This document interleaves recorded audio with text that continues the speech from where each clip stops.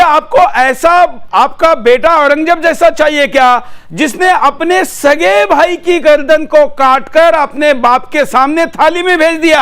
ऐसा चाहिए? ऐसा चाहिए कि अपने बाप को जेल में पानी पीने को नहीं देता था ताकि वो जल्दी मर जाए, कमजोर है, कहीं बाहर निकलकर इसका शासन कमजोर ना कर दे?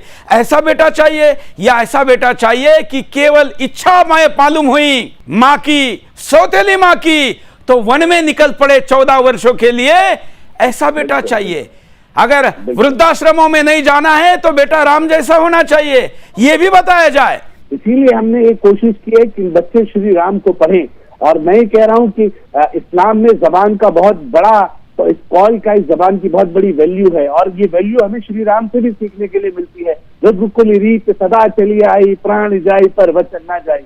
जो बेटा अपने वालिद मोहतरम के एक कौल के लिए अपनी राजपाट को ठोकर मार दे, सब कुछ त्याग दे और कह दे मैं जा रहा हूँ वनवास के लिए, मैं ये कहता हूँ कि ये वही जबान है ना जिससे मुसलमान कहता है कबूल है, कबूल है, कबूल है, तो निकाह हो जाता है। ये जबान की वैल्यू है, और ये जबान की वैल्यू को आज सीखने की आवश्यकता है। मुझे लगता है कि श्री राम को लोगों ने दिल से समझना शुरू कर दिया तो फिर वो दिन दूर नहीं है, हम विश्व गुरु भी बनेंगे, और एक गिलहरी रूपी योगदान मेरे इन मॉडर्न मदरसों का भी इस विश्व गुरु बनने में होगा।